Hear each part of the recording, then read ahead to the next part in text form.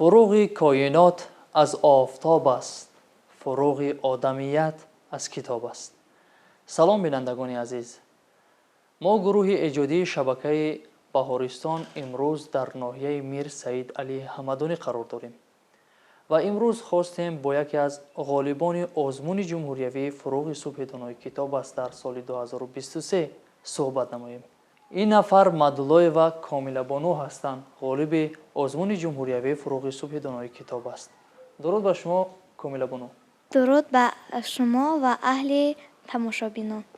سلامت باشید. خب کامل بانو، اکنون بیایید در اول خود را خوبتر معرفی کنید. مدلای و کامیله هستم.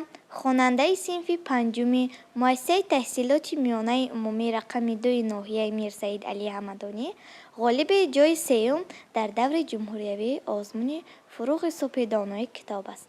آفرین.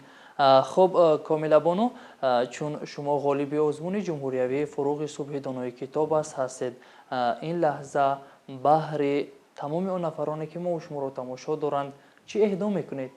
من این لحظه میخواهم به تمام همسالان خود یک شعر پیشنهاد نمایم. شعر از میر سعید میرشکر، زنده باد خنده. رفتم گفتم به دکتر نوتابم امک جان، گه دلم میکند درد گه سرو گاهی دندان. باور بکن امک جان ندارم عضوی به درد، شاید از این نوتابی است تنی لاغر رنگی زرد. دکتر گفتا دردی تو درد غمارنده است، لیکن درمان پذیر است، داروی آن خنده است. اصلا نکن فراموش با خنده گر شوی یار، دیگر به درد و عذاب نمی شوید گرفتار. چون دوای دردم را از دکترم شنیدم، سفسطه گفته با ذوق بر گپی او خندیدم. خندیدم در نزد او در کوچه ها خندیدم، نزد او چم خندیدم با بچه ها خندیدم. از خنده بسیاری دردم پراکنده شد، تمام جسم و جانم سلامت از خنده شد.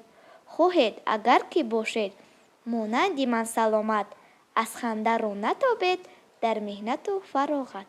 آفرین، احسن به شما. بله بینندگان عزیز، واقعا هم عین حال ما در مؤسسه قرار داریم که کامل بانو در آنجا تحصیل می نماید. البته این مؤسسه تحصیلات میانه عمومی رقم 2 ناحیه میر سعید علی حمدانی هست. و کامل بانو بگوید که تحصیل شما در این مؤسسه چگونه است؟ تحصیل من در این مؤسسه بسیار خوب است. به ما دیرکتور مؤسسه تمام شرایط ها را فراهم آورده است و ما می توانیم در چنین فضای گشاد درس خوانیم. بله، چگونه که من چند لحظه قبل البته شاهد گردیدم، خیلی برای شما کودکان نورسان شرایط خوب فراهم آوردن تا تحصیل خوب داشته باشید و در آزمون ها فعالانه اشتراک نمایید. کامل بانو، چون شما از روی نامیناسیون ادبیات کودکان نورسان و آثار شفاهی در آزمون جمهوریوی سزاواری جای نمایان گشتید، بیایید بهر تمام آن نفرانی که ما و شما را تماشا کرده ایستادن، مخصوصا همسالان خویش که افسانه رو دوست می‌دارن، برایشان یک افسانه نقل کنید. افسانه خروسک از عزیز. بود نبود یک خروسک بود، دومکش رنگین کمان، تاجش لاله خندان. دو بالکش شاهی بود، فقارش پادشاهی بود، چشمانش دانی انار، مکانش کوهی حصار. یک جغ زند بدخشان، دو جغ زند زرافشان، سه جغ زند مردمی بخارا بیدار میشد. صبح ارزنی مرغلان، نصف روزی مغز ختلان، بگاه پسته خندان میخورد. فیض دهه و خانه، زیبی این افسانه، تمام این زمانه فیض خانه بود خروسک ما. آفرین کامل بانو. خب بیایید درباره دور نهایی آزمون جمهوریوی فروغ صبح دانای کتاب صحبت میکنیم. بگویید که شما در نزد حکمان چگونه برآمد کردید و چه مشکلی ها را پس سر نمودید تا غالب آزمون جمهوریوی فروغ صبح دانایی گردید؟ من به همه سوالهای حکمان درست جواب گرداندم. نه اونقدر مشکل را بحث سر کردم، چون که سال 4 است در این آزمون اشتراک می نمایم. 4 سال پی هم در این آزمون با نفوذ اشتراک می نمایم و دانش خود را صحیح قرار می دهم. آفرین، احسن. یعنی تمام آن کوشش و تلاش شما بهر آن روانه کرده شده بود که غالبیت را به دست بیارید و خوشبختانه امسال غالبیت را به دست آوردید. اکنون هر نفری که در دور نهایی آزمون جمهوریوی فروغ صبح دانای کتاب است اشتراک می‌نماید باید که برآمد خود را یا اینکه یک شعر وطن دوستانه بهر یکمان قرائت کند. خب شما این لحظه میتوانید بهر ما یک شعر وطن دوستانه قرائت کنید؟ بله. شعر از بهرام فیروز. دیارم کعبه من تو، به هر سنگت طواف آرم، به هر نیک و بدت نزدت چو فرزند اعتراف آرم. وطن مادر، وطن فرزند، وطن چشمانی بینایم، وطن از من از اویم، وطن امروز و فردایم. اگر گوید وطن رو تو، دیگر جا پادشاه شو، بگویم در برت مانم، تو مرا سرپناه شو. مرا بگذار در کویت، چو ابری در گذر باشم، مرا بگذار در کوهت، نسیمی در بدر باشم. آفرین. کامیلا بانو هر نفری که در آزمون ها اشتراک میکند واقعا هم برای خود یک راهنمایی دارد. یک نفر آن را کمک میکند، راهنمایی میکند تا زودتر به موفقیت نائل گردد.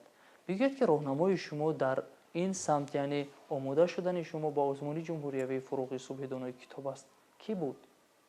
راهنمای من این معلمم اشرف جمیله و مادرم میجگانه میرزاده می باشد که طول 4 سال با من کار، مشق و تمرین می نمایند و مرا به این قله های بلند رساندند، برای من کمک رساندند. آفرین.